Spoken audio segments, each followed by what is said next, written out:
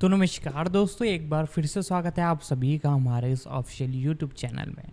आज की इस वीडियो में हम बात करने जा रहे हैं अल्ट्रामैन राइजिंग नाम की इस एक तरह से बेहतरीन अपकमिंग मूवी के बारे में, जो कि नेटफ्लिक्स के द्वारा हमें देखने को मिलने वाली है। ये किड्स स्पेशल रहने वाली है और नेटफ्लिक्स द्वारा इसे रिलीज़ किया जा रहा है। तो आज हम इसी मूवी के बारे में आपको सारी कुछ जानकारी बताएंगे, इसके प्री प्रोडक्शन, रिलीजिंग, कास्टिंग, सारी कुछ स्टोरी और साथ ही साथ एक्सप्लेनेशन सब आपको बताने वाले हैं इसी वीडियो के अंदर। तो वीडियो को लाइक कर देना, चैनल को सब्सक्राइब कर देना, बेल आइकन दबा कर इसे ऑल पर सेट कर देना। तो अब इसके बारे में हम जानना चालू करते हैं।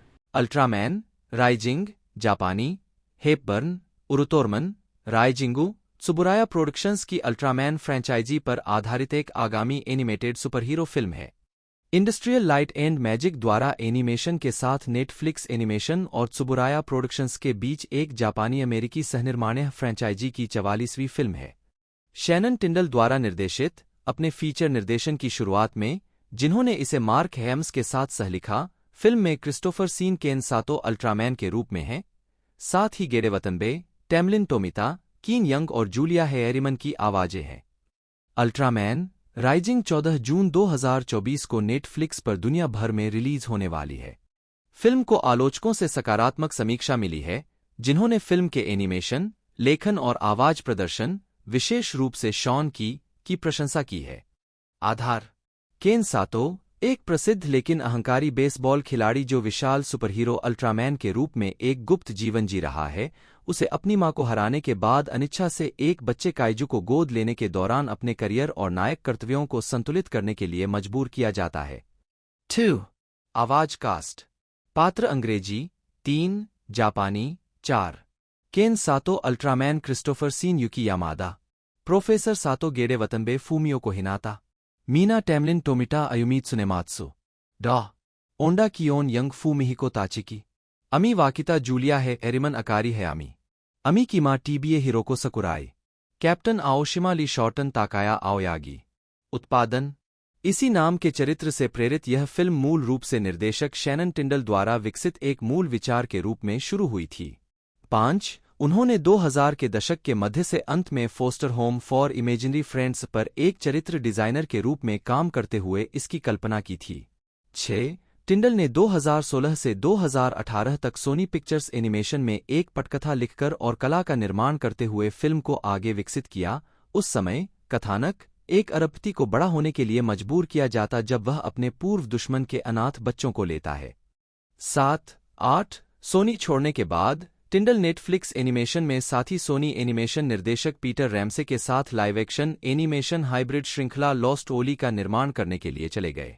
इस परियोजना की घोषणा मई 2021 में नेटफ्लिक्स एक्सक्लूसिव के रूप में की गई थी, जिसमें टिंडल मार्क हैम्स टिंडल और हैम्स ने पहले कुबो एंड द टू स्ट्रिंग्स का सहलेखन किया था के साथ फिल्म का निर्देशन और सहलेखन करेंगे। टॉम नॉट इसका निर्माण करेंगे, लिसा पूल सहनिर्माता होंगी, जॉन एओशिमा सहनिर्देशन करेंगे और industrial light and magic film को एनिमेट करेंगे। 9 जुलाई 2022 में नेटफ्लिक्स ने फिल्म की एनिमेशन शैली और अल्ट्रामैन डिजाइन को छेड़ते हुए एक छवि जारी की। 10 रिलीज: अक्टूबर 2023 में टिंडल ने ट्विटर के माध्यम से अल्ट्रामैन की पहली नज़र वाली छवि और फिल्म का आधिकारिक शीर्षक अल्ट्रामैन राइजिंग साझा किया, जिसमें गीकेड वीक 2023 की घोषणा की गई।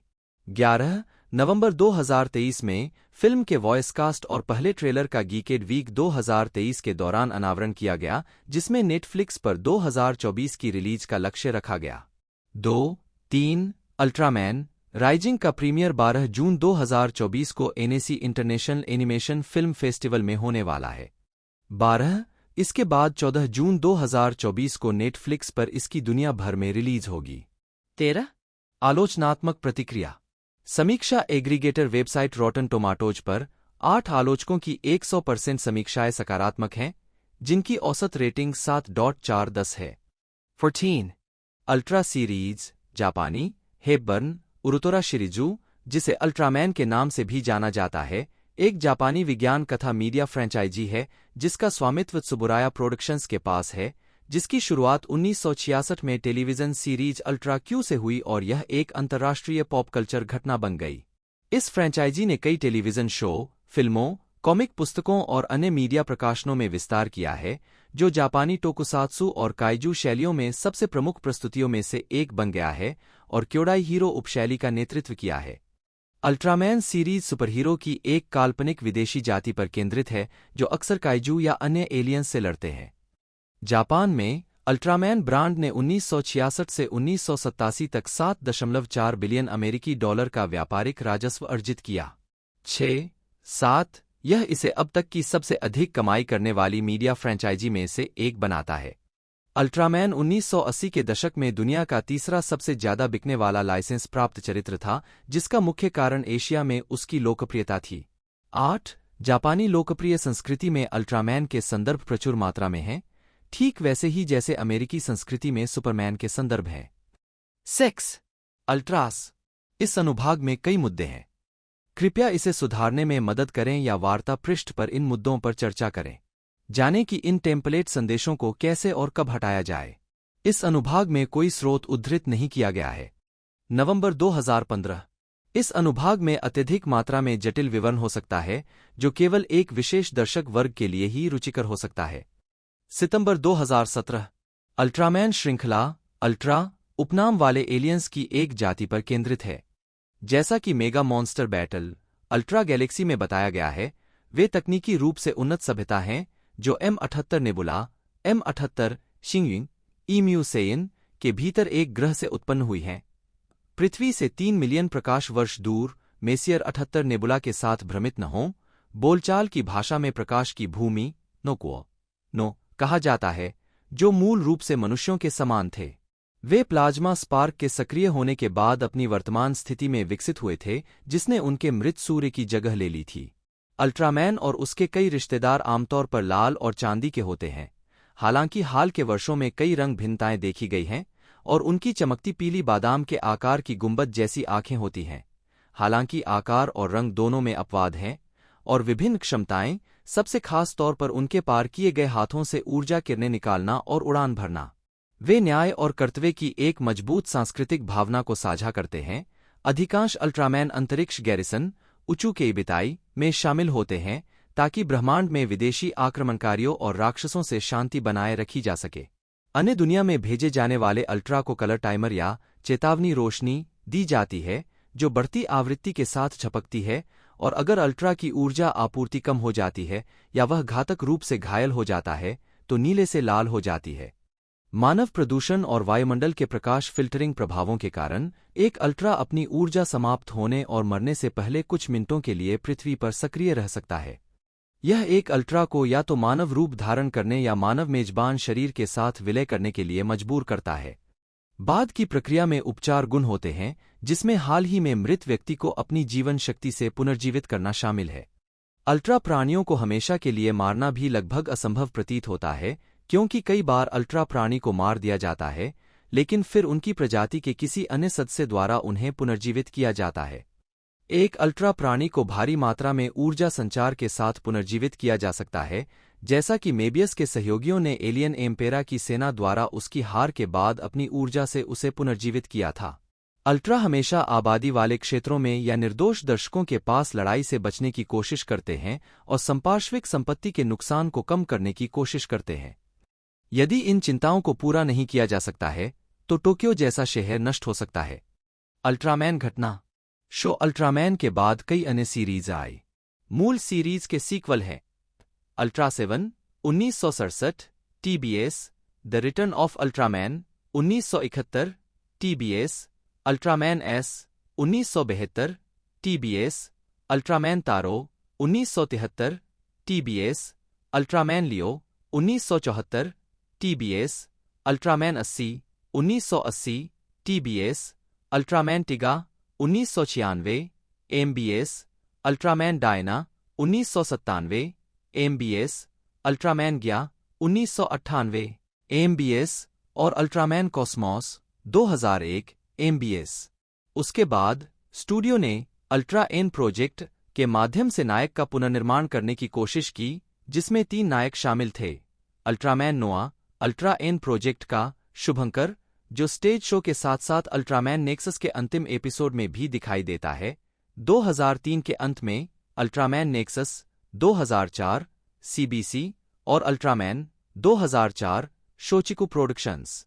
इसके बाद अल्ट्रामैन मैक्स 2005, CBC के रूप में पुराने स्कूल श्रृंखला की शैली में वापसी हुई। मैक्स श्रृंखला के दौरान अल्ट्रामैन जेनॉन के रूप में ज्ञात एक और नया नायक भी पेश किया गया था। अप्रैल 2006 में 40वीं वर्षगांठ श्रृंखला अल्ट्रामैन मेबियस देखी गई। इस फ्रेंचाइजी में मूवी थिएटरों में अल्ट्रा भी पेश किया गया है, जिसकी शुरुआत क्रमशः 1996 और 1997 में अल्ट्रामैन जेर्थ और अल्ट्रामैन जेर्थ 2 के साथ हुई और साथ ही 2004 में अल्ट्रामैन भी पेश किया गया। विदेशी प्रस्तुतियों में शामिल हैं 1987 में है नाबारबेरा का सहनिर्माण अल्ट्रामैन द एडवेंचर बिगिंस, जापानी में अल्ट्रामैन यूएसए, एक animated film Ultraman Towards the future, जापानी में अल्ट्रामैन ग्रेट, जिसका निर्माण 1990 में ऑस्ट्रेलिया में हुआ, और अल्ट्रामैन द अल्टीमेट हीरो, जापानी में अल्ट्रामैन पावर्ड, जिसका निर्माण 1993 में संयुक्त राज्य अमेरिका में हुआ। अल्ट्रामैन श्रृंखला को विभिन्न भाषाओं में भी डब किया गया है, जिनमें अंग्रेजी अल्ट्रामैन, अल्ट्रा 7, अल्ट्रामैन टीगा और Ultraman max, Spanish Ultraman, ultra 7, return of Ultraman, Ultraman great और अल्ट्रामैन टीगा, पुर्तगाली Ultraman, ultra 7, return of Ultraman और अल्ट्रामैन टीगा। 1993 में त्सुबुराया प्रोडक्शंस और टोई कंपनी ने अल्ट्रामैन बनाम कामेन राइडर का सहनिर्माण किया, जो मूल अल्ट्रामैन और टोई के कामेन राइडर के साथ एक क्रॉसओवर था। यह डायरेक्ट टू वीडियो फीचर टोई और इसके अधीनस्थ टोई वीडियो और इशिनोमोरी प्रोडक्शंस और त्सुबुराया प्रोडक्शंस दोनों द्वारा सहकॉपीराइट किया गया है। 2013 तक त्सुबुराया प्रोडक्शंस ने 36 अल्ट्रामैन को आधिकारिक रूप से स्वीकार किया। अल्ट्रामैन लीजेंड, अल्ट्रामैन कॉस्मॉस और जस्टिस के संयुक्त रूप को एक अलग इकाई के रूप में गिनते हुए। यह आंकड़ा थाईनिर्मित अल्ट्रामैन के लिए जिम्मेदार नहीं है। यदि नेक्स्ट, नोआ और नेक्सस को अलग अलग संस्थाओं के रूप में गिना जाता है तो यह आंकड़ा 38 है। नेक्सस में यह पता चला है कि तीनों अलग अलग मेजबानों द्वारा उपयोग किए जाने वाले विभिन्न मोड के साथ एक ही प्राणी है। 2013 में अल्ट्रा सीरीज को सबसे अधिक स्पिन-ऑफ शो के रिकॉर्ड धारक के रूप में Guinness book of world records में उद्धृत किया गया था। 9. अल्ट्रामैन ब्रांड ने 1966 से 1987 तक $7.4 बिलियन का व्यापारिक राजस्व उत्पन्न किया। 6. मुद्रास्फीति के लिए समायोजित $20 बिलियन से अधिक के बराबर। 2011 में शुरू हुए अल्ट्रामैन मंगा की 2018 तक 2.8 मिलियन से अधिक प्रतियां बिक चुकी हैं। 10. 7 दिसंबर 2017 को टोक्यो कॉमिक कॉन में त्सुबुराया प्रोडक्शंस ने खुलासा किया कि मंगा के एनीमे रूपांतरण को 2019 में रिलीज करने की योजना बनाई गई थी। 11. इसे नेटफ्लिक्स द्वारा रिलीज किया गया था। 10. मार्च 2018 तक अल्ट्रामैन सामग्री, उत्पाद और सेवाएं दुनिया भर के 100 से अधिक देशों में वितरित की गई हैं। त्सुबुराया ने आधिकारिक तौर पर अपने अल्ट्रामैन और गैर अल्ट्रामैन सामग्री को अपने YouTube चैनल पर व्यापक रूप से उपलब्ध कराया है, यहां तक कि अपनी कई श्रृंखलाओं को अंग्रेजी उपशीर्षक के साथ प्रसारित भी किया है। 12. चैनल 2 मिलियन से अधिक ग्राहकों तक पहुंच चुका है।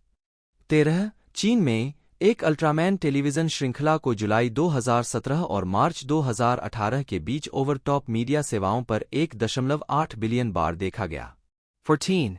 ड्रैगन बॉल और डॉ स्लम्प के निर्माता, मंगा लेखक अकीरा तोरियामा ने अपने काम पर एक प्रारंभिक प्रभाव के रूप में अल्ट्रामैन का हवाला दिया। 15. मार्वल सिनेमैटिक यूनिवर्स में एंट मैन फिल्मों के निर्देशक पीटर रीड ने कहा कि एंट मैन की पोशाक डिजाइन अल्ट्रामैन के साथ साथ चीन के एक अन्य टोकुसात्सु सुपरहीरो इन्फ्रामैन से प्रभावित थी। 16. Video game designer Hideki Kamiya, Resident Evil 2, Devil May Cry, Beautiful Joe, Okami, Bayonetta और द वंडरफुल 101 जैसे खेलों के लिए जाने जाते हैं, ने कहा कि उन्हें एक बच्चे के रूप में गॉडजिला और अल्ट्रामैन बहुत पसंद थे। 17. नवंबर 2019 में यह घोषणा की गई थी कि मार्वल कॉमिक्स ने 2020 में अल्ट्रामैन कॉमिक पुस्तकों को प्रकाशित करने के लिए त्सुबुराया प्रोडक्शंस के साथ साझेदारी की है। 18.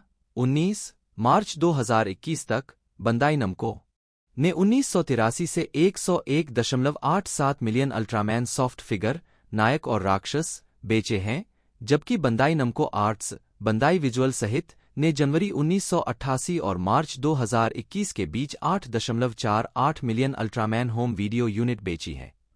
20. विवाद, लाइसेंसिंग अधिकार विवाद। यह भी देखें। जय उरुतोरामा सोशो। इस अनुभाग को सत्यापन के लिए अतिरिक्त उद्धरणों की आवश्यकता है। कृपया इस अनुभाग में विश्वसनीय स्रोतों से उद्धरण जोड़कर इस लेख को बेहतर बनाने में सहायता करें। बिना स्रोत वाली सामग्री को चुनौती दी जा सकती है और हटाया जा सकता है। स्रोत खोजें: अल्ट्रामैन, समाचार पत्र, पुस्तकें, विद्वान ज्येष्ठ। जून 2022। जाने कि इस संदेश को कैसे और कब हटाया जाए।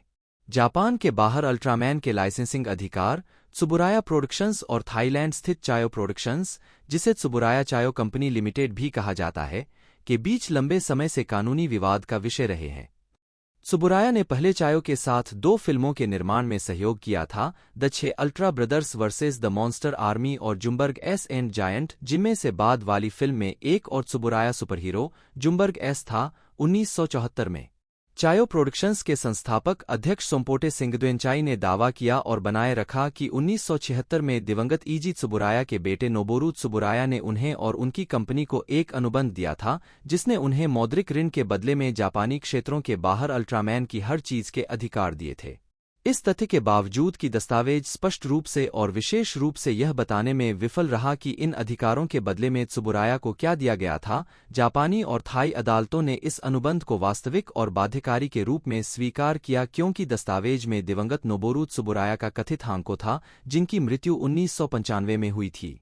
त्सुबुराया प्रोडक्शंस ने जोर देकर कहा और बनाए रखा कि अनुबंध एक जालसाजी था, तथ्यात्मक त्रुटियों के कारण, जिसमें दस्तावेज में श्रृंखला के दोषपूर्ण शीर्षक शामिल हैं, जैसे कि अल्ट्रा क्यू को अल्ट्रामैन 1 अल्ट्रा क्यू कहा जाता है, अल्ट्रा 7 को अल्ट्रामैन 3 अल्ट्रामैन 7 कहा जाता है, और त्सुबुराया प्रोडक्शंस को त्सुबुराया प्रोड एंड एंटरप्राइजेज कहा जाता है, एक ऐसा नाम जिसके तहत कंपनी ने कभी कारोबार नहीं किया और बार बार इस मुद्दे पर विवाद किया।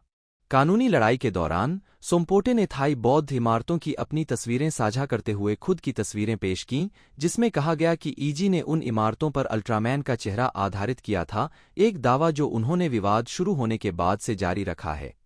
इस दावे का समर्थन करने वाला कोई अन्य सबूत मौजूद नहीं है। दोनों देशों की अदालतों में 8 साल की लड़ाई के बाद सोम्पोटे सिंगद्वेंचाई को 27 अप्रैल 2004 को एक अनुकूल निर्णय दिया गया।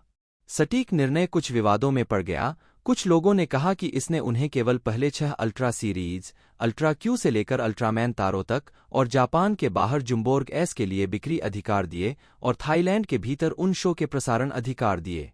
अन्य खातों, जो आमतौर पर थाई एशियाई मीडिया में रिपोर्ट किए जाते हैं, ने कहा कि चायो ने जापान के बाहर हर जगह उन 6 शो के अधिकार प्राप्त किए थे। बाद वाले को कहानी के चायो के पक्ष के रूप में लिया जा सकता है, क्योंकि जापानी मीडिया में त्सुबुराया द्वारा उनके खिलाफ आगे की कार्रवाई जारी रखने की रिपोर्ट की गई थी। त्सुबुराया ने विवादित 6 अल्ट्रा सीरीज में से किसी को भी जापान के बाहर तब तक नहीं बेचने का फैसला किया जब तक कि वह चायो के साथ अधिकारों के मुद्दों को पूरी तरह से सुलझा नहीं लेता। हालांकि कंपनी ने अल्ट्रामैन तारों के बाद बनाए गए सभी अल्ट्रामैन कार्यक्रमों का व्यापार और वितरण जारी रखा, जिसमें नाट्य फीचर अल्ट्रामैन द नेक्स्ट भी शामिल है, जो पूरी दुनिया में है। कॉपीराइट संघर्ष के कारण सिंगापुर और मलेशिया में अल्ट्रामैन पर साहित्य आयात करना प्रतिबंधित था। इसके परिणामस्वरूप थाई अल्ट्रामैन प्रशंसकों के खिलाफ थोड़ी प्रतिक्रिया हुई, जिन्हें पूरी तरह से चायो समर्थक माना जाता था।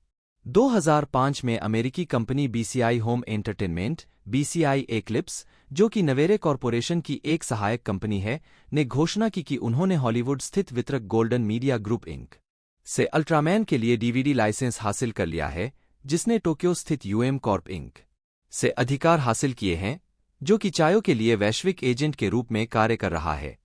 श्रृंखला के पहले 20 एपिसोड वाले 3 डिस्क बॉक्स सेट को 18 जुलाई 2006 को रिलीज किया गया था। इसके बाद 7 नवंबर 2006 को शेष 19 एपिसोड वाले दूसरे 3 डिस्क बॉक्स सेट को रिलीज किया गया था। दोनों सेटों में जापानी स्टीरियो ऑडियो है, जिसे 1999 में त्सुबुराया प्रोडक्शंस और पायनियर ने अपने जापानी R2 डीवीडी रिलीज के लिए बनाया था। साथ ही साथ यूनाइटेड आर्टिस्ट्स द्वारा उत्तरी अमेरिकी सिंडिकेशन के लिए निर्मित अंग्रेजी डब संस्करण भी है। मूल जापानी मोनोरल को शामिल नहीं किया गया था। एपिसोड 5 से 39 के लिए अंग्रेजी ऑडियो पूरी तरह से नहीं थे, क्योंकि बीसीआई ने एक अज्ञात टेलीविजन प्रसारण से निजी होम ऑफ-एयर ऑडियो रिकॉर्डिंग का स्रोत बनाया था, जिसे अधिक वाणिज्यिक समय प्रदान करने के लिए काट दिया गया था। इसलिए विचाराधीन एपिसोड गायब अंतराल को भरने के लिए अंग्रेजी ऑडियो से जापानी ऑडियो में बदल जाएंगे। इन अंतरालों के कारण बीसीआई के प्रचार विभाग ने मान लिया कि मूल श्रृंखला को यूएटीवी द्वारा संपादित किया गया था जब इसे मूल रूप से यूएस सिंडिकेशन के लिए तैयार किया गया था। केवल 3 एपिसोड से अत्यधिक हिंसा के कुछ सेकंड काटे गए थे, जिनमें से किसी में भी संवाद नहीं था। सुबुराया प्रोडक्शंस के पास यूएटीवी के संस्करण का पूरा रन था। कानूनी लड़ाई के दौरान चायो ने अपने 3 अल्ट्रा बनाए: अल्ट्रामैन मिलेनियम, डार्क अल्ट्रामैन, एक दुष्ट अल्ट्रा और अल्ट्रामैन एलीट। इनका इस्तेमाल स्टेज शो और मर्चेंडाइज के अलावा किसी और काम के लिए नहीं किया गया। चायो ने एक टीवी सीरीज भी बनाई जिसे उन्होंने प्रोजेक्ट अल्ट्रामैन नाम दिया, जो मार्च 2008 के आखिर तक प्रसारित नहीं हुई। यह चीन में एक संयुक्त प्रोजेक्ट था जिसमें उनके अपने अल्ट्रामैन थे और इस प्रोजेक्ट में हांगकांग के स्टार एकिन चेंग को जोड़ा गया था। 23 अगस्त 2006 को सुबुराया प्रोडक्शंस ने कॉपीराइट उल्लंघन और साहित्यिक चोरी, उनके 3 मूल अल्ट्रामैन पात्रों के संबंध में के लिए चायो के खिलाफ एक नया मुकदमा दायर किया और अदालत का मामला चीन ले जाया गया। बीजिंग में चीनी अदालतों ने मुकदमे के जवाब में अल्ट्रामैन कॉपीराइट स्टडी ग्रुप खोला। 21 अप्रैल 2007 में थाईलैंड बौद्धिक संपदा न्यायालय ने सुबुराया प्रोडक्शंस के पक्ष में फैसला सुनाया, जिसमें चायो को मिलेनियम, डार्क और एलीट जैसे चायो द्वारा निर्मित अल्ट्रामैन पात्रों से व्यावसायिक लाभ कमाना बंद करने का आदेश दिया गया। प्रतिवादियों पर THB 15,000,000 लगभग जापानीज येन 50,904, 959 या $4,28,673 $50 सेंट अप्रैल 2007 के अलावा ब्याज और वकीलों की फीस का जुर्माना भी लगाया गया। 22-23 इस निर्णय के परिणामस्वरूप प्रोजेक्ट अल्ट्रामैन रुक गया, जिसका तात्पर्य यह था कि हालांकि चायो के पास अल्ट्रामैन श्रृंखला के कुछ अधिकार थे, लेकिन उसके पास अल्ट्रामैन और उसके भाइयों के अधिकार नहीं थे, जिसमें डिजाइन भी शामिल था। चायो को मूल श्रृंखला का व्यापार करने की अनुमति मिली, लेकिन उसने अपने स्वयं के अल्ट्रामैन को बनाने और विपणन करने या यहां तक कि सुबुराया की सहमति के बिना मूल का उपयोग करने का अधिकार खो दिया। उद्धरण की आवश्यकता। 5 फरवरी 2008 को थाईलैंड के सुप्रीम कोर्ट ने जापान के सुबुराया प्रोडक्शंस के पक्ष में फैसला सुनाया, क्योंकि उन्होंने शुरुआती फैसले के खिलाफ अपील की थी। इस फैसले ने लंबी कानूनी लड़ाई को समाप्त कर दिया, क्योंकि पाया गया कि सोमपोटे सिंगडुएंचाई अल्ट्रामैन के सहनिर्माता नहीं थे। इस फैसले ने सोमपोटे के अपने उद्यम को जारी रखने की बोली को समाप्त कर दिया और अदालत ने सोमपोटे को अल्ट्रामैन से मुनाफाखोरी रोकने के लिए 30 दिन का समय दिया। अंतिम फैसले में सुबुराया प्रोडक्शंस को एकमात्र कॉपीराइट स्वामी माना गया। सोमपोटे को 16 दिसंबर 1997 से शुरू होने वाले 7.5% प्रति वर्ष की दर से 10,700,000 थाई बाट और ब्याज का भुगतान करना आवश्यक था जब मूल मुकदमा दायर किया गया था। 2009 में थाई बौद्धिक संपदा न्यायालय और टोक्यो जिला न्यायालय दोनों ने थाई कंपनी के पक्ष में फैसला सुनाया। इसके कारण 30 सितंबर 2010 को टोक्यो जिला न्यायालय ने जापान की सुबुराया प्रोडक्शंस कंपनी को थाईलैंड के सोमपोटे सिंगडुएंचाई को अल्ट्रामैन पात्रों पर उनके विदेशी कॉपीराइट का उल्लंघन करने के लिए 16.36 मिलियन येन, 5.9 मिलियन BT का हर्जाना देने का आदेश दिया। 25 जुलाई 2017 में film Dragon force so long Ultraman की घोषणा के बाद फ्रेंचाइजी के स्वामित्व पर विवाद बढ़ गया है। 26 लेकिन 20 नवंबर 2017 को लॉस एंजल्स की अदालत के न्यायाधीश आंद्रे बिरोटे जूनियर के फैसले के माध्यम से सुबुराया ने श्रृंखला के अधिकारों पर चायो और संबद्ध समूहों के खिलाफ मुकदमा जीत लिया, जब जूरी ने निष्कर्ष निकाला कि नोबोरू सुबुराया और चायो के बीच कथित समझौता प्रामाणिक नहीं था। 27-28 यूएम कॉरपोरेशन और चायो द्वारा एक जवाबी विवाद दायर करने के बावजूद 29-18 अप्रैल 2018 को कानूनी अदालत एक निश्चित करीब आ गई, जहां अंतिम फैसले में कहा गया कि विवाद और दस्तावेज को अमान्य माना गया। यूएमसी को अल्ट्रा सीरीज और इसके सभी संबंधित पात्रों का उपयोग करने से मना किया गया और उन्हें अपने अधिकारों के उल्लंघन के लिए सुबुराया को हर्जाना देने के लिए मजबूर किया गया। 30 sequel film Dragon Force Rise of Ultraman ZH चीनी पिनिन GNGTI फिल्म जेडएच एओटमैन जुएक की रिलीज के साथ यूएमसी ब्लू आर्क और सुबुराया के बीच के मुद्दे फिर से सुलझ गए और कंपनी ने दोनों कंपनियों के खिलाफ फिर से कानूनी कार्रवाई की। 31 10 दिसंबर 2019 को त्सुबुराया द्वारा पुष्टि की गई कि अदालत ने यूएमसी और ब्लूआर्क की पुनर्विचार की अपील को खारिज कर दिया है, जिसमें कहा गया है कि त्सुबुराया को अल्ट्रामैन के अधिकारों और स्वामित्व के संबंध में अदालत का पहला फैसला अभी भी वैध और अंतिम है और यूएमसी और ब्लूआर्क द्वारा भविष्य की कोई भी अपील संभवतः खारिज कर दी जाएगी। 32 चूंकि यूएमसी और ब्लूआर्क 4 मार्च 2020 तक आगे की अपील दायर करने में विफल रहे, इसलिए उन्हें प्रतिपूरक हर्जाने के साथ साथ अन्य विभिन्न अदालती शुल्क के रूप में 4,000,000 अमेरिकी डॉलर लगभग 400,000,000 जापानी येन का भुगतान करना था।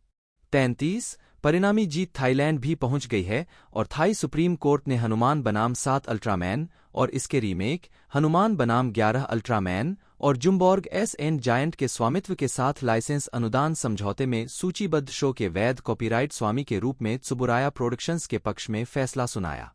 34 सोमपोटे ने फैसले को लेकर अदालत में अपील की थी, लेकिन उसे खारिज कर दिया गया।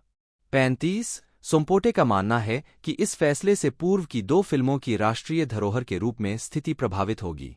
मलेशियाई पुस्तक प्रतिबंध 6 मार्च 2014 को मलेशियाई गृह मंत्रालय ने घोषणा की कि उसने एक Ultraman comic book Ultraman the ultra power के प्रकाशन पर प्रतिबंध लगा दिया था, सार्वजनिक व्यवस्था के लिए हानिकारक सामग्री के कारण।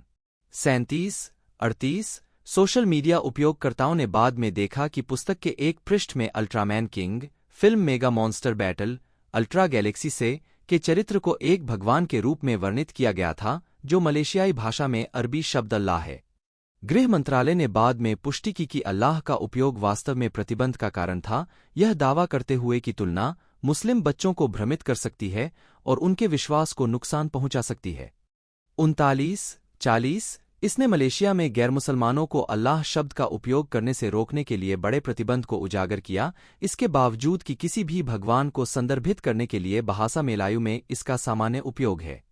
टेलीविजन श्रृंखला शोवा युग अल्ट्रा क्यू 1966, अल्ट्रामैन 1966 से 1967, अल्ट्रा 7 1967 से 1968, अल्ट्रामैन की वापसी 1971 से 1972, अल्ट्रामैन एस 1972 से 1973, अल्ट्रामैन तारो 1973 से 1974, अल्ट्रामैन लियो 1974 से 1975, द अल्ट्रामैन 1979 से 1980, अल्ट्रामैन 80 1980 से 1981, हेइसी युग Ultraman Towards the Future 1990, Ultraman the Ultimate Hero 1995, Ultraman Tiga 1996 से 1997, अल्ट्रामैन डायना 1997 से 1998, अल्ट्रामैन गया 1998 से 1999, अल्ट्रामैन न्योस 2000 से 2001,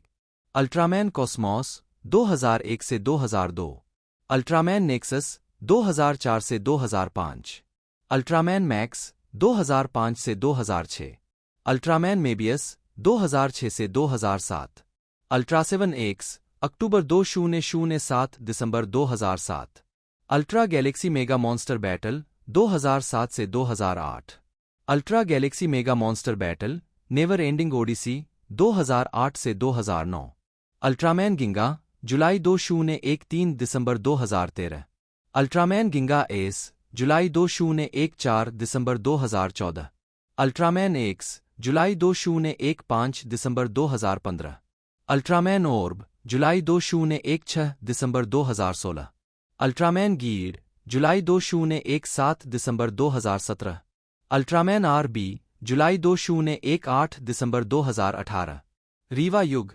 अल्ट्रामैन ताइगा जुलाई 2019 दिसंबर 2019, अल्ट्रामैन जेड जून 2020 दिसंबर 2020, अल्ट्रामैन ट्रिगर न्यू जनरेशन टिगा 2021 से 2022, अल्ट्रामैन डेकर 2022 से 2023, अल्ट्रामैन ब्लाजर 2023 से 2024, अल्ट्रामैन आर्क 2024। फिल्में Ultraman monster movie feature 1967, Ultraman ultra 7 great violent monster fight 1969 42, Ultraman की वापसी 1971, अल्ट्रामैन की वापसी टोर्नेडो राक्षसों का डर 1971, अल्ट्रामैन की वापसी जीरोकुन एक राक्षस की सवारी करता है 1972। Ultraman Taro 1973। Ultraman taro burn on. The six ultra brothers 1973। The 6 ultra brothers बनाम द मॉन्स्टर आर्मी 1974। अल्ट्रामैन तारो रक्त चूसने वाला फूल एक युवा लड़की की आत्मा है 1974। अल्ट्रामैन 1979। अल्ट्रामैन ग्रेट मॉन्स्टर निर्णायक लड़ाई 1979। अल्ट्रामैन जोफी अल्ट्रा वॉरियर्स बनाम the Giant Monster Army 1984। Ultraman Story 1984। Ultraman the Adventure Begins 1987। Ultraman Terror on Route 87 1989। Ultraman S विशाल चींटी भयानक राक्षस बनाम Ultra Brothers 1989। Ultraman Kids 1989। Ultra Q the Movie Legend of the Stars 1990। Revive Ultraman 1996। Ultraman company यह Ultraman वे की जांच team है 1996। Ultraman Zearth 1996। Ultraman Zearth 2 Superman big battle light and shadow 1997। Ultraman Tiga और Ultraman Dyna warriors of the star of light 1998। Ultraman Gaia the battle in hyperspace 1999। Ultraman Tiga the final odyssey 2000। Ultraman Cosmos the first contact 2001। Ultraman Cosmos 2 the blue planet 2002। Christopher Sean Friel जन्म 25 October 1985 एक अमेरिकी अभिनेता हैं जिन्हें NBC soap opera Days of Our Lives में Paul Narita की भूमिका के लिए जाना जाता है। उन्होंने पहले समीक्षकों द्वारा प्रशंसित web series the Lizzie Bennet Diaries में बिंग ली की भूमिका निभाई और सीबीएस के हवाई 5-0 में गैब्रियल वेनक्रॉफ्ट की अपनी आवर्ती भूमिका निभाई। सीन को स्टार वार्स रेसिस्टेंस में काजुड़ा जियोनो के रूप में उनकी मुख्य आवाज की भूमिका और यू में ब्रैंडन के रूप में उनकी आवर्ती भूमिका के लिए भी मान्यता मिली। व्यक्तिगत जीवन क्रिस्टोफर सीन फ्रेल का जन्म 25 अक्टूबर 1985 को ओक हार्बर, वाशिंगटन में सयूरी और पैट्रिक फ्रेल के घर हुआ था। उनकी 2 बहनें हैं, कैंडिस और मेलोडी। 1 सीन मुख्य रूप से दक्षिणी कैलिफोर्निया में पले बढ़े। 2 सीन अपनी मां की तरफ से जापानी और अपने पिता की तरफ से आयरिश, स्पेनिश और जर्मन है। 3-4 शॉन सेना में बड़ा हुआ क्योंकि उसके पिता नौसेना में थे। जब शॉन के पिता घर से दूर तैनात थे तो उन्होंने अपने बच्चों को किताबें पढ़कर सुनाने के लिए खुद को वीडियो पर डाल दिया और शॉन की मां बच्चों के वीडियो रिकॉर्ड करती और जवाब देती। नतीजतन शॉन हमेशा कैमरे के सामने बहुत सहज थे और उन अनुभवों ने उन्हें अभिनय करने के लिए प्रेरित किया। 3 बड़े होने पर शॉन की दीवार पर ब्रूस ली का एक बड़ा पोस्टर था और वे मानते हैं कि मनोरंजन उद्योग में उनके लिए अधिक लोग नहीं थे जिनसे वे जुड़ सकें। 2 शॉन जापानी बोलते हैं, जो उन्होंने अपने माता पिता से सीखी थी जब उनके पिता को यूएसएस त्रिपोली में तैनात किया गया था। 3-2 शॉन मुक्केबाजी, ताइक्वांडो, कुश्ती, जुजुत्सु और मिश्रित मार्शल आर्ट में प्रशिक्षित हैं। 1 कैरियर सीन ने बताया कि जब उन्हें पहली बार खोजा गया तो वे कैलिफोर्निया के वेलेंसिया में 6 फ्लैग्स हरिकेन हार्बर में काम कर रहे थे। उन्होंने मॉडलिंग का काम करना शुरू किया और 2007 में उन्होंने मिस्टर एशिया यूएसए प्रतियोगिता जीती। 5 सीन ने $1,500 का नकद पुरस्कार जीता और कैलिफोर्निया के वैन नुइस में माइकल जॉन स्टूडियो में 1 साल की एक्टिंग क्लास ली। 6 सीन ने खुलासा किया कि उन्हें अपने मिश्रित जातीयता के कारण अपने करियर की शुरुआत में संघर्ष करना पड़ा। उन्होंने कहा, मैं एशियाई भूमिकाएं निभाने के लिए पर्याप्त एशियाई नहीं हूं और मैं श्वेत भूमिकाएं निभाने के लिए पर्याप्त श्वेत नहीं हूं। 2 उन्होंने एबीसी के daytime soap opera general hospital के लिए ऑडिशन दिया, जहां उन्होंने अपने अनुभव की कमी के कारण ऑडिशन को गड़बड़ाने की बात स्वीकार की। 7 Sean Hollywood Heights, the Mindy Project और web series the Lizzie Bennet Diaries में दिखाई दिए हैं। 8 2014 में उन्होंने सीबीएस के हवाई 5-0 पर गैब्रियल वेनक्रॉफ्ट की आवर्ती भूमिका निभानी शुरू की। 9 अक्टूबर 2014 में यह घोषणा की गई थी कि शॉन कॉन्ट्रैक्ट कास्ट सदस्य के रूप में डेज ऑफ अवर लाइव्स के कलाकारों में शामिल हो गए थे। 10 उनका चरित्र प्रो बेसबॉल खिलाड़ी पॉल नारिता समलैंगिक के रूप में सामने आता है और सुपर कपल विल हॉटन और सनी किरियाकिस के साथ प्रेम त्रिकोण में शामिल हो जाता है। 11 12 और वह लंबे समय के चरित्र जॉन ब्लैक का नाजायज बेटा है। 13 14 शॉन ने 2018 में श्रृंखला छोड़ दी, लेकिन 2022 की सीमितन श्रृंखला days of Our lives beyond Salem में भूमिका को दोहराया। 15 सीन ने animated series star wars resistance में मुख्य किरदार काजुड़ा जियोनो को आवाज दी। 17 नवंबर 2020 में सीन को नेटफ्लिक्स मनोवैज्ञानिक थ्रिलर सीरीज यू के तीसरे सीजन में एक आवर्ती भूमिका में लिया गया था। 18 फिल्मोग्राफी वर्ष शीर्षक भूमिका टिप्पणियां 2010 साहसी और खूबसूरत परिचारक 2 एपिसोड 2010 राजा शाश्वत के लघु फिल्म 2012 हॉलीवुड हाइट्स एकल दोस्त 1-2 एपिसोड 2012 नीले रंग पर वापस जाए क्रिस लघु फिल्म 2012 से 2013 लिजी बेनेट डायरीज बिंगली मुख्य भूमिका वेब सीरीज 2013 ट्विहार्डर जेबी लाइकन मुख्य भूमिका 2008 की फिल्म ट्वाइलाइट की parody 2013 the Mindy project frat bro 2 episode frat party 2013 महान अमेरिकी स्वप्न फ्रेट्स पतली परत 2014 प्रगति कैम हर्लोट से पूछें चांस वॉन थंडरमास्ट 2 एपिसोड 2014 सिनेडोप्स योग छात्र 3 एपिसोड रेटिनी 2014 से 2016 हवाई 5-0 गैब्रियल वेनक्रॉफ्ट आवर्ती भूमिका 13 एपिसोड 2014 से 2018 2023 हमारे जीवन के दिन पॉल नारिता श्रृंखला नियमित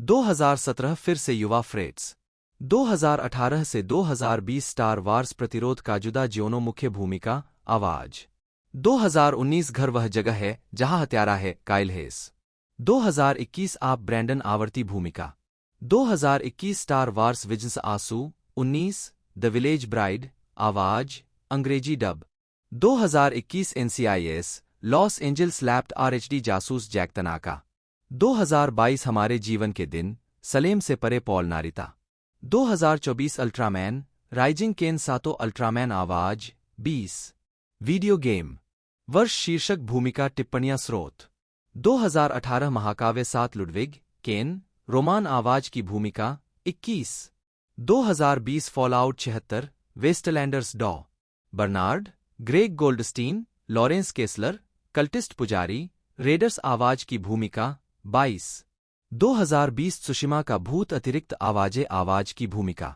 2020 मार्वल्स एवेंजर्स अतिरिक्त आवाजें आवाज की भूमिका 2022 क्षितिज निषिद्ध पश्चिम अरोक्य आवाज की भूमिका 2022 गोथम नाइट्स डिक ग्रेसन बटा नाइटविंग मुख्य भूमिका आवाज 2023 ड्रैगन गाइडेन की तरह वह आदमी जिसने अपना नाम मिटा दिया एजेंट एंजन आवाज की भूमिका 21 2024 ड्रैगन की तरह अनंत धन काजू की अतिरिक्त आवाजें आवाज की भूमिका 21 2024 Suicide Squad Kill the Justice League hero Okamura Toyman Tamlyn Naomi Tomita जन्म 27 जनवरी 1966 एक अमेरिकी अभिनेत्री हैं।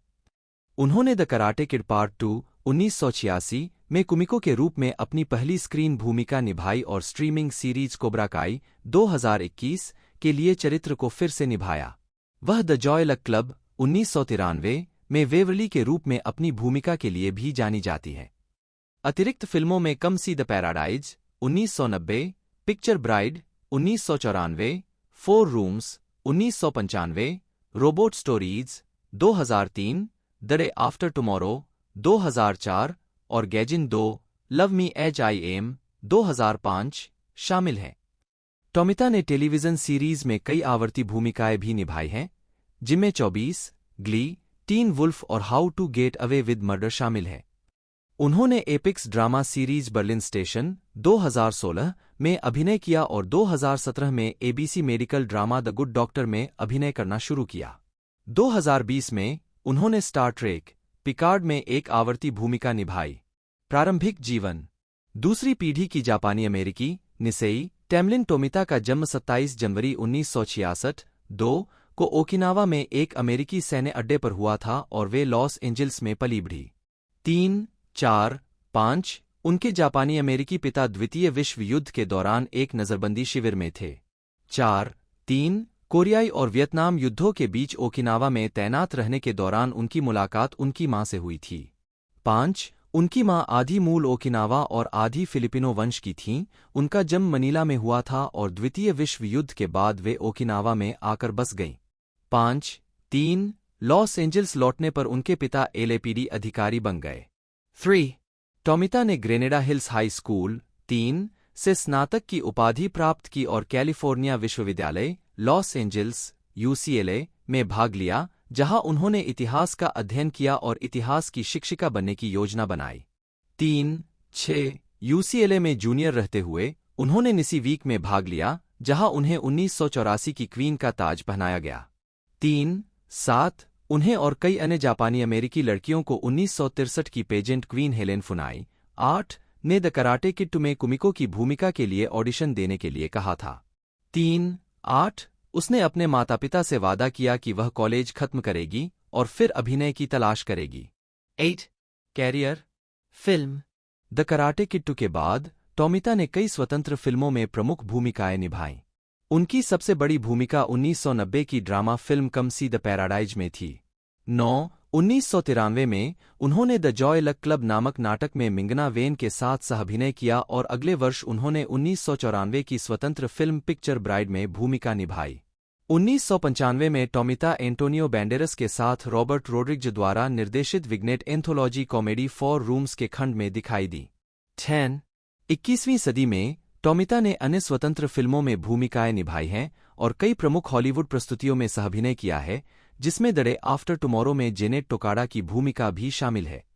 2005 में उन्होंने ब्राजीलियाई drama film Gaijin 2 Love Me As I Am में अभिनय किया और 2003 में स्वतंत्र फिल्म रोबोट स्टोरीज में भी प्रमुख भूमिका निभाई। वह जापानी अमेरिकी अलग-अलग लड़ाकू इकाई द्वितीय विश्व युद्ध की 442वीं रेजिमेंटल कॉम्बैट टीम के बारे में ओनली द ब्रेव में भी थीं, जिसमें 2 अन्य कराटे किड सितारे यूजी ओकुमोटो और पैट मोरिता शामिल थे। 11 टेलीविजन टोमिता मई से सितंबर 1988 तक NBC daytime soap opera Santa Barbara में मिंग ली नामक एक पात्र के रूप में दिखाई दी। 12 1994 में उन्होंने हाइलैंडर द सीरीज के सीजन 3 के पहले एपिसोड में अतिथि भूमिका निभाई। 2008 में उन्होंने एबीसी के जनरल हॉस्पिटल में एक आवर्ती भूमिका के साथ डेटाइम सोप में वापसी की। 13 2012 में एनबीसी के डेज ऑफ अवर लाइव्स में उनकी एक और आवर्ती भूमिका थी। 1996 से 1997 तक टोमिता अल्पकालिक UPN drama series the Burning Zone में एक नियमित कलाकार थीं। 1993 में उन्होंने बेबीलोन 5 के लिए पायलट मूवी में लेफ्टिनेंट कमांडर ताकाशिमा के रूप में अभिनय किया, जो कि टाइटैनिक स्पेस स्टेशन के सेकेंडिंग कमांड थे, लेकिन उन्होंने बाद की सीरीज के कलाकार के रूप में जारी रखने के अवसर को अस्वीकार कर दिया।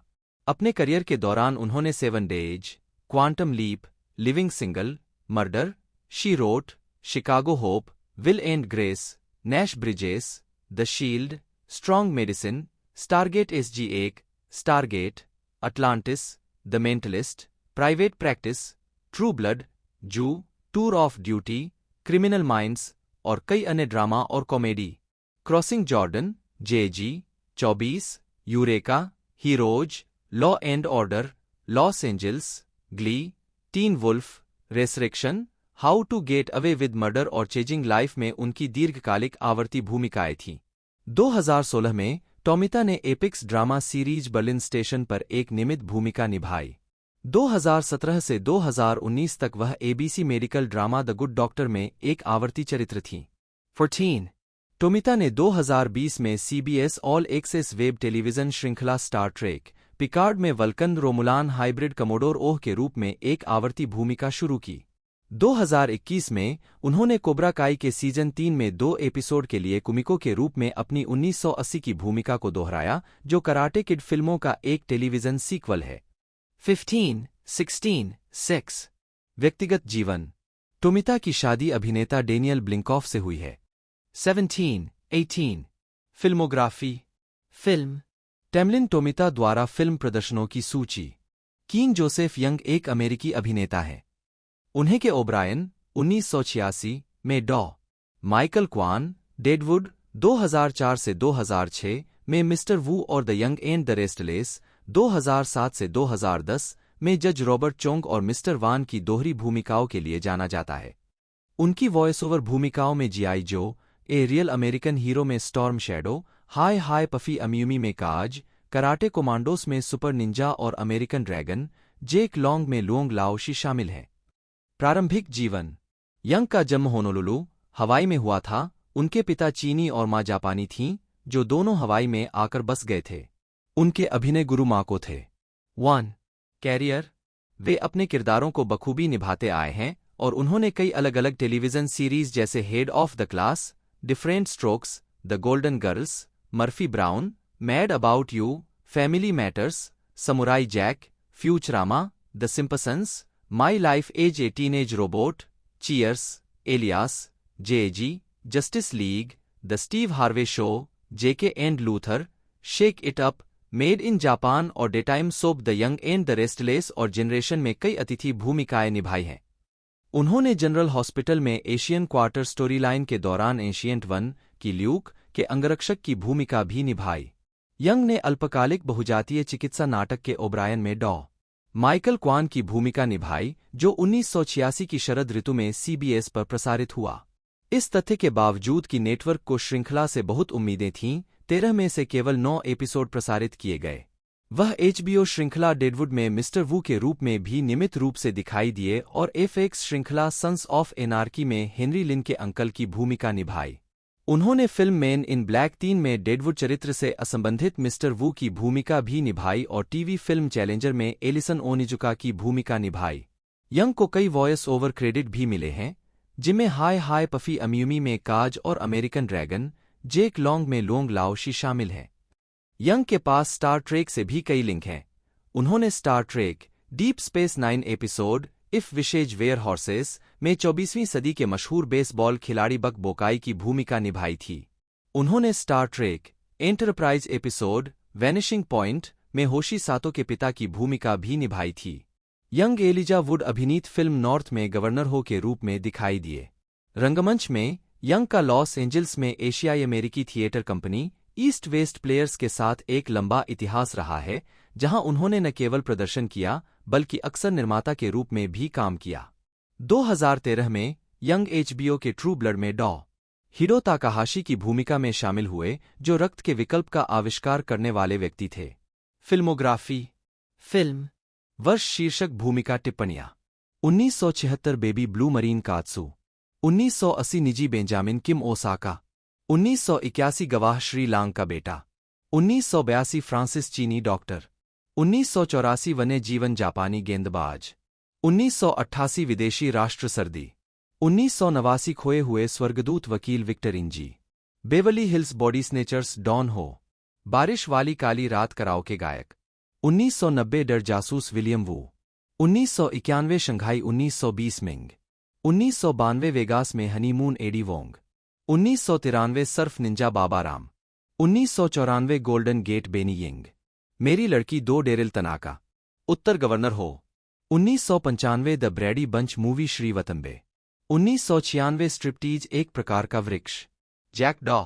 लिन, 1997 ब्लॉक पर बुरा दिन रॉन द रिपेयरमैन, खेलने भगवान श्री केसी, 1998 सचेम फार्म पर श्री तांग, 2000 दोस्त मेरी कार कहाँ है, श्री ली चीनी दर्जी, 2001 डॉलिटिल 2 मधुमक्खी आवाज 2, 2003 लीगली ब्लोंड 2 लाल सफेद और गोरा समिति क्लर्क, 2005 मुलान द्वितीय भगवान किन अतिरिक्त आवाजें आवाज सीधे से वीडियो, 2006 संकी डॉन किम एलोविन टाउन पर लौटेन Silas Sinister television film, 2006 Teen Titans Trouble in Tokyo commander Uehara Daizo Psychotech sushi shop के मालिक आवाज डायरेक्ट टू वीडियो 2009 में यह क्यों कर रहा हूं मिंग स्कूबीडू और समुराई तलवार मात्सुहिरो आवाज डायरेक्ट टू वीडियो 2 क्रैंक उच्च वोल्टेज डॉन किम, 2012 मेन इन ब्लैक 3 श्रीवू सब खड़े हो जाओ गाना, 2020 स्वर्ग में रात कुटो आवाज अंग्रेजी डब, 2021 ब्राइट समुराई सोल आवाज अंग्रेजी डब, 2022 इनोह तेची आवाज अंग्रेजी डब 2024 अल्ट्रामैन राइजिंग आवाज 3 टेलीविजन वर्ष शीर्षक भूमिका टिप्पणियां 1969 कमरा 222 होवी वोंग एपिसोड नग्न होकर हम दुनिया में आए, 1970 बिल कॉस्बी शो खिलाड़ी 2 episode This Mouth Is Rated X, 1972 खोज नगाड़ा episode Short Circuit, 1973 San Francisco की सड़कें Willard Lu Cobra episode Trail of the Serpent. 1974 Jerry मोरिवू।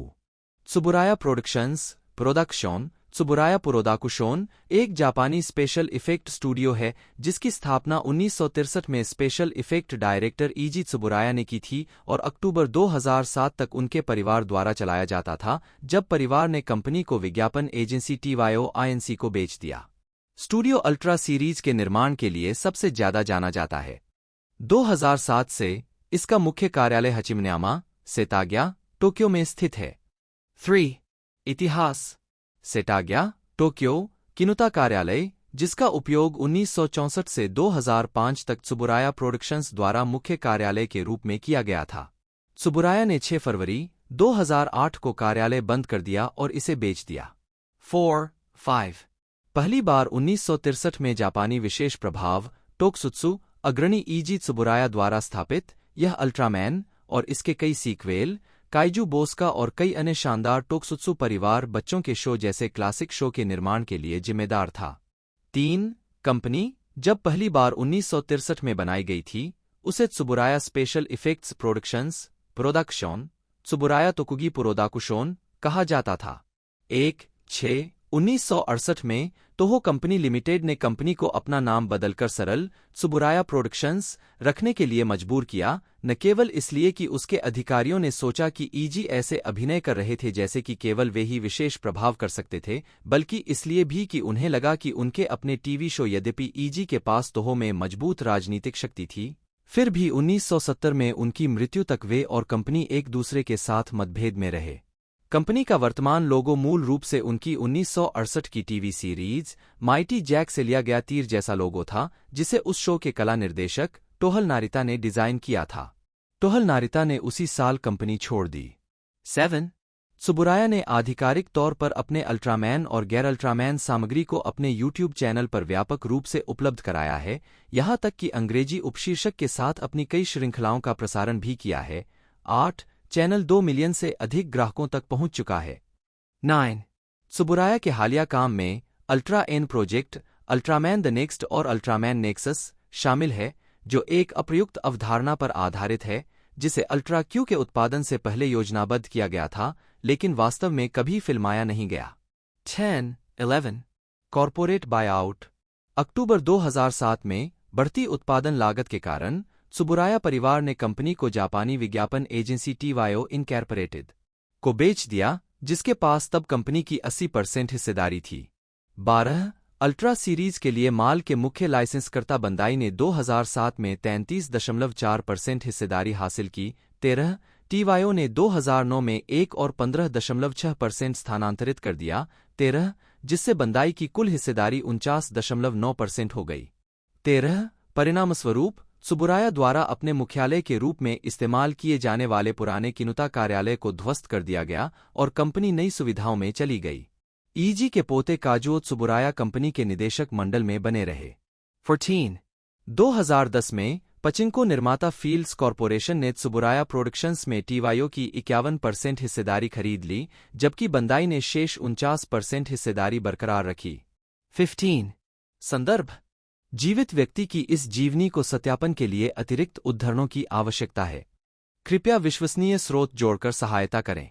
जीवित व्यक्तियों के बारे में विवादास्पद सामग्री जो स्रोतहीन या खराब स्रोत वाली है, उसे लेख और उसके वार्ता पृष्ठ से तुरंत हटा दिया जाना चाहिए, खासकर यदि संभावित रूप से मानहानिकारक हो। स्रोत खोजें: रॉन कार्लिवती, समाचार पत्र पुस्तकें विद्वान ज्येष्ठ। जुलाई 2011 जाने कि इस संदेश को कैसे और कब हटाया जाए। रोनाल्ड डेविड कार्लिवती, जन्म 25 नवंबर 1968, एक अमेरिकी पटकथा लेखक हैं। उन्हें ABC daytime soap opera One Life to Live और जनरल हॉस्पिटल में मुख्य लेखक के रूप में उनके कार्यकाल के लिए जाना जाता है। वह वर्तमान में peacock soap opera Days of Our lives के लिए मुख्य लेखक के रूप में कार्य कर रहे हैं। 1-2 कैरियर जीवित व्यक्ति की जीवनी के इस खंड में कोई संदर्भ या स्रोत शामिल नहीं है। कृपया विश्वसनीय स्रोत जोड़कर मदद करें। जीवित लोगों के बारे में विवादास्पद सामग्री जो स्रोतहीन या खराब स्रोत वाली है, उसे तुरंत हटा दिया जाना चाहिए। स्रोत खोजें: रॉन कार्लिवती, समाचार पत्र पुस्तकें विद्वान ज्येष्ठ। अगस्त 2022 जाने कि इस संदेश को कैसे और कब हटाया जाए। सोप ओपेरा डाइजेस्ट के 27 फरवरी 2007 के संस्करण में यह घोषणा की गई कि कार्लिवती को डेना हिगली के साथ वन लाइफ टू लिव के सहमुख्य लेखक के रूप में पदोन्नत किया गया था। 4 जून 2007 को फ्रैंक वैलेंटिनी ने घोषणा की कि कार्लिवती को तुरंत प्रभाव से मुख्य लेखक के रूप में पदोन्नत किया जाएगा। कार्लिवती के मुख्य लेखक के रूप में पहला एपिसोड 11 सितंबर 2007 को प्रसारित हुआ। एबीसी पर वन लाइफ टू लिव के रद्द होने और बाद में शो के प्रोडक्शन कंपनी प्रोस्पेक्ट पार्क के माध्यम से ऑनलाइन वितरण के लिए संक्रमण को छोड़ देने के कारण 1 दिसंबर 2011 को यह घोषणा की गई कि कार्लिवती 9 जनवरी 2012 से एबीसी के एकमात्र बचे हुए धारावाहिक जनरल हॉस्पिटल के मुख्य लेखक के रूप में कार्यभार संभालेंगे। मुख्य लेखक के रूप में कार्लिवती के साथ पहला एपिसोड 21 फरवरी 2012 को प्रसारित हुआ।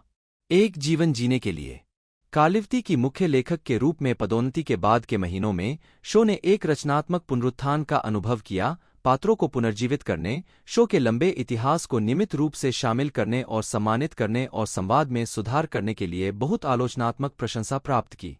उद्धरण वांछित। हालांकि शो की रेटिंग में गिरावट जारी रही, एक समस्या जो हाल के वर्षों में सभी दिन के सोप ओपेरा अनुभव कर रहे हैं। कार्लिवती का काम 14 फरवरी 2008 तक प्रसारित होता रहा, जब डब्ल्यूजीए हड़ताल के कारण एक नए हेड राइटर गैरी टॉमलिन को पदभार संभालना पड़ा। डब्ल्यूजीए हड़ताल के सुलझने के बाद कार्लिवती हेड राइटर के रूप में वापस आ गए और हड़ताल के बाद के उनके एपिसोड 2 मई 2008 को प्रसारित हुए। 20 जून 2008 को कार्लिवती और उनकी लेखन टीम ने OLTL में अपने काम के लिए ड्रामा सीरीज में उत्कृष्ट लेखन के लिए डेटाइम एमी जीता। जनवरी 2012 में वन लाइव टू लाइव के टेलीविजन रन के अंत के साथ कार्लिवती जनरल हॉस्पिटल में लेखन टीम में शामिल हो गए। 3. जनरल अस्पताल। जनवरी 2012 में वन लाइफ टू लिव के अंत के बाद कार्लिवती को जनरल हॉस्पिटल का मुख्य लेखक नियुक्त किया गया और फरवरी के अंत में उनकी सामग्री प्रसारित होने लगी। वन लाइफ टू लिव के प्रशंसकों को वापस लाने के प्रयास में, जो अब अपना खुद का सोप नहीं कहलाने वाले थे, कार्लिवती ने Kristen Alderson, Starr Manning, Cassie DePaiva, Blair Cramer, Michael Easton, John McBain, Roger Howarth, Todd Manning और फ्लोरेंसिया लोजानो, टी डेलगाडो को जनरल हॉस्पिटल में उनकी विशिष्ट भूमिकाएं लाने के लिए लाया। जबकि डेपाइवा और लोजानो केवल अतिथि क्षमता में दिखाई दिए, अन्य 3 अनुबंध कलाकार बन गए। जब कॉपीराइट मुद्दों ने हस्तक्षेप किया तो यह तय हुआ कि show Star Manning, Todd Manning और जॉन मैकबेन के पात्रों का उपयोग नहीं कर सकता। उस समय अनुबंध के तहत 3 अभिनेताओं को किकी जेरोम, रॉबर्ट, फ्रैंक और सिलास क्ले के रूप में फिर से कास्ट किया गया। अपने आगमन के तुरंत बाद पूर्व वन लाइफ टू लिव अभिनेताओं को कास्ट करने के अलावा कार्लिवती ने कई तरह के प्रशंसकों के पसंदीदा दिग्गजों को कैनवास पर फिर से पेश करने का एक बिंदु बनाया, जिसमें ट्रिस्टन रोजर्स, रॉबर्ट स्कॉर्पियो, जिनी फ्रांसिस, लॉरा स्पेंसर, लिन हेरिंग, लुसी कोए, फिनोला ह्यूजेस, अन्ना देवने, सीन कानन, एजे क्वार्टरमैन और किन श्राइनर, स्कॉट बाल्डविन शामिल हैं। उनमें से कई ने वन लाइफ टू लिव से लाए गए अनुबंधित अभिनेताओं की उपरोक्त संक्रमणकालीन अनुपस्थिति के दौरान 50वीं वर्षगांठ को सफल बनाने में मदद की। 24 जुलाई 2015 को एबीसी ने शेली ऑल्टमैन और जीन पासानेंटे के साथ जनरल हॉस्पिटल के मुख्य लेखक के रूप में कार्लिवती को बदलने के अपने फैसले की घोषणा की। 4. हमारे जीवन के दिन। 23 जनवरी 2017 को कार्लिवती को डेज ऑफ अवर लाइव्स के लिए नए नियुक्त मुख्य लेखक के रूप में घोषित किया गया, जो पूर्व सहमुख्य लेखकों डेना हिगली और रयान क्वान की जगह लेंगे। रिपोर्टों के अनुसार यह परिवर्तन तुरंत प्रभावी बताया गया है। 5-6 मुख्य लेखक के रूप में कार्लिवती का पहला श्रेय 19 जुलाई 2017 को शुरू हुआ। 7. व्यक्तिगत जीवन। कार्लिवती का जन्म रोचेस्टर, न्यूयॉर्क में हुआ था और उन्होंने मैकक्विड जेसुइट हाई स्कूल में पढ़ाई की। 8. 1986 में हाई स्कूल से स्नातक होने के बाद कार्लिवती ने स्नातक अध्ययन के लिए college of the Holi cross में दाखिला लिया और बाद में स्नातकोत्तर स्कूल के लिए जॉर्ज वाशिंगटन विश्वविद्यालय गए, ज्यूरिस डॉक्टर की डिग्री हासिल की और वर्तमान में मैनहट्टन में रहते हैं। 9. वह खुले तौर पर समलैंगिक हैं। 10-11 पुरस्कार और नामांकन।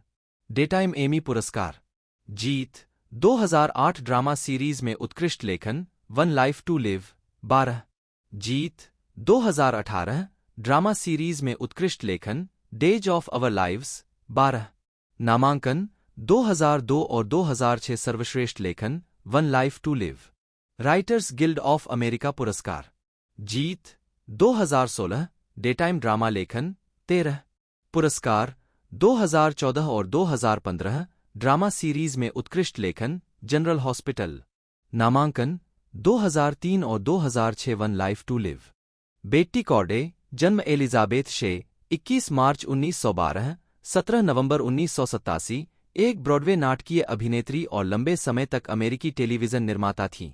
उन्होंने 1966 से 1987 में अपनी मृत्यु तक लंबे समय तक चलने वाले एनबीसी नाटक डेज ऑफ अवर लाइव्स का सहनिर्माण और कार्यकारी निर्माण किया।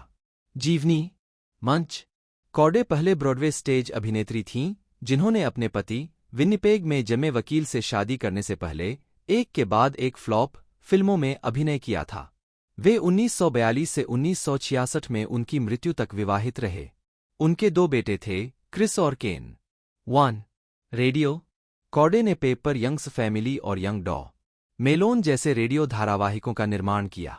टेलीविजन अपने पति टेड कॉर्डे श्रीमती टेड कॉर्डे के रूप में श्रेय दिया गया कि मृत्यु के बाद कार्यकारी निर्माता बनकर वह 1966 से 1985 तक डेज ऑफ अवर लाइव्स की कार्यकारी निर्माता थीं। 2. वह 1985 में अर्धसेवानिवृत्त हो गईं, अपने बेटे केन को नियंत्रण सौंप दिया। 3. उन्होंने नवंबर 1987 में अपनी मृत्यु तक कार्यकारी निर्माता का खिताब अपने पास रखा।